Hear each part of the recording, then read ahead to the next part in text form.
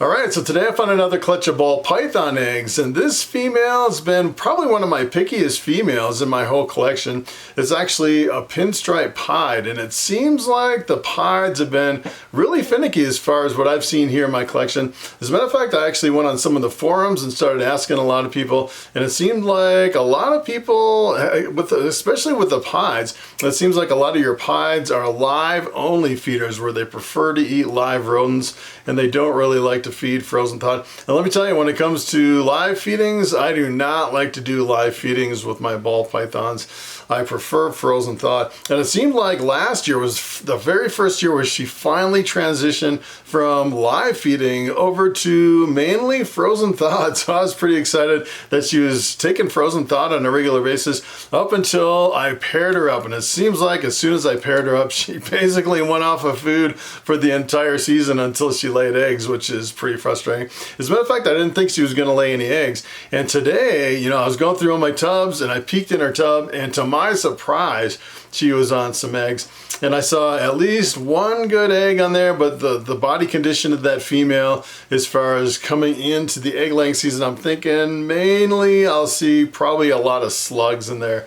A lot of times if they don't eat, a lot of times they'll just completely slug out. Sometimes you get one or two good eggs. So I'm hopeful that I'll actually get at least two good eggs. I saw one good egg in there. Hopefully I'll get at least two of them. And the pairing on this one, I actually paired up the Pinstripe Pied with my Fire Pied. So I'll get all Pieds, which is recessive. Since I'm breeding a Pied to a Pied, they'll all for sure be Pieds. And then I'll get Fire Pieds, I'll get Pinstripe Pieds, and then I'll get the Pinstripe Fire Pied, which is pretty awesome. And if you've ever seen a Fire Pied, when they're really small, the Fire Pieds are like really super bright orange. It's pretty amazing. But unfortunately, they really fade with age. As a matter of fact, I'll actually show you both those parents, the Pinstripe Pied and the Fire Pied. The Fire Pied completely browned out as it got older. But let me tell you, when it was young, it was super bright, like a blazing orange pied.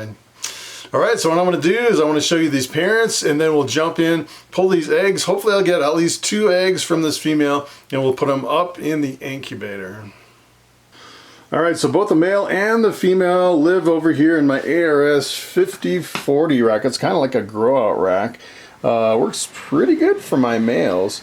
This is my Fire Pied. Look at how much he's browned out. You know, he's like blazing orange when I first got him, and he's completely faded out. And a lot of times the fire will actually fade a lot of your combinations, so you can see a lot of the dark splotches on your pieds really get faded out from the fire, especially as they age and mature. This guy's, he was completely off of food for pretty much the whole breeding season. Finally just came back on food. He's been doing really good, eating some food as far as coming back on feed, but he's getting like really super skinny. He finally ate 3 meals in the last few weeks. He ate 2 meals just this week, which is, I'm trying to fatten him up a little bit. All right, so this is my Pinstripe Pied. And take a look at her. She is completely covering all of her eggs.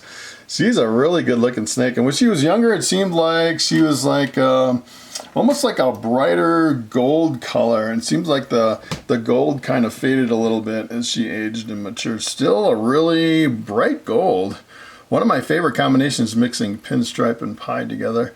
So it'll be interesting to see what I get from those eggs. How many good eggs are under there? I'm thinking she's probably got a lot of slugs under there, but I'm hopeful she'll at least have one. I actually saw one good egg before she completely coiled up on him. All right, so what I'm gonna do is I'm gonna take this girl out and we'll take her off the eggs and see what the egg count is. All right, so this girl's name is Jellybean, by the way.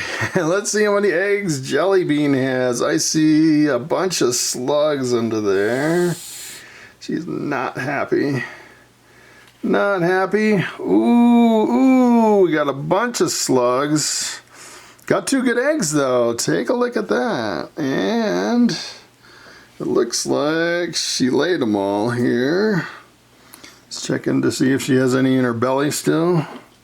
So I check these guys pretty much every day for eggs, so those are definitely laid within the last day. I checked them yesterday too. So I'm gonna take Jellybean, I'll put her in this boa tub temporarily. Got kind of a temporary boa tub there. And unfortunately, I got a bunch of slugs. I kind of expected. I was actually surprised that she laid any eggs in the first place. So we got 2 good eggs, just kind of loose and rolling around. All right, so what I'm gonna do is I wanna candle them. Make sure that those 2 eggs are good. Hopefully they're good. And they're good if they have like the veins in the embryo. That's a good one right there. So you got an embryo right there. You can kind of see it jiggling around a little. That's a good one. Got a little boob on the on the end of it. Got a good one here too. All right, 2 good eggs. At least they're pieds. Hopefully I'll get maybe a fire pied, maybe a pin fire pied. All right, so I'm going to go ahead and set up this egg box here for these Ball Python eggs, and I had to open a new bag of perlite. I've been using perlite. I absolutely love this perlite. I think I like it better than the vermiculite. And I got 2 huge bags. These are massive bags. I can't believe how big they are. I got them at, this is Home Depot perlite. Seems like it's like bigger chunks than the last perlite that I had, which is pretty interesting. So I use 32 ounces of perlite and then half a quart of water that I put in the microwave for like, put in the microwave for about 30 seconds just to warm it up a little bit. So it's not ice cold going into the incubator. Wow, that seems like it's not absorbing as much of the water as it usually does. Almost seems like a different perlite, which is kind of interesting. I've really seen that before, like a thicker kind of perlite. All right, so I just put the grate in, and then I'm going to go ahead and add the eggs. So I thought this was kind of an interesting egg. It's almost like a partial boob egg right on one tip, which even if it's like even a mini egg with a little boob on it, they still seem to hatch pretty good. You just get a smaller hatchling from those. So I guess I'm just gonna kind of put them right in there, kind of wedge them in there. I almost need another like a little popsicle stick or something to hold them in there, but I think they'll be okay if I'm really careful moving them over to the incubator. All right, so then I'm gonna add some press and seal. So as far as an update in my snake room, let's see what else I can tell you here. Let's see if I have enough press and seal. Oh my goodness. Oh, wow. That is about it for the press and seal on that box anyways.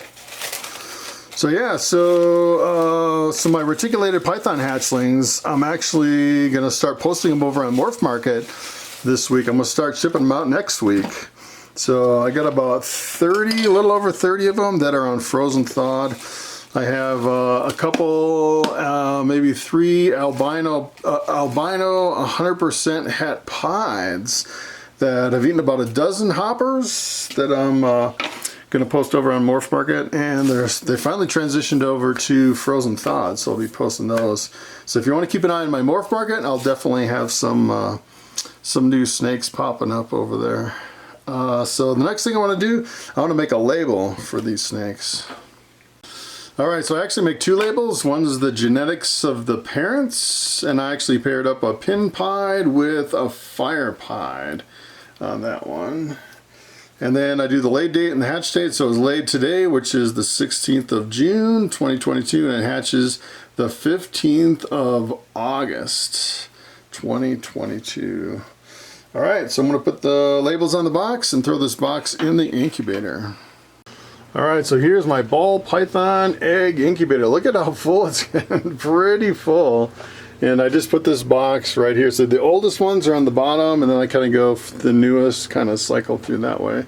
And kind of one of the tricks is if you have an incubator and you're wondering if you have a bad egg, essentially what you can do is you can open it up, you can take a sniff, And if it smells fresh, you don't have any bad eggs. Let me tell you, one bad egg, you can definitely smell it when you open up your incubator. So the next video, as a matter of fact, probably the next 2 videos that I'm going to do is I have the 2 boxes on the very bottom that are going to start hatching here in a couple days. So I'll definitely do some egg cutting videos on those, which will be pretty exciting.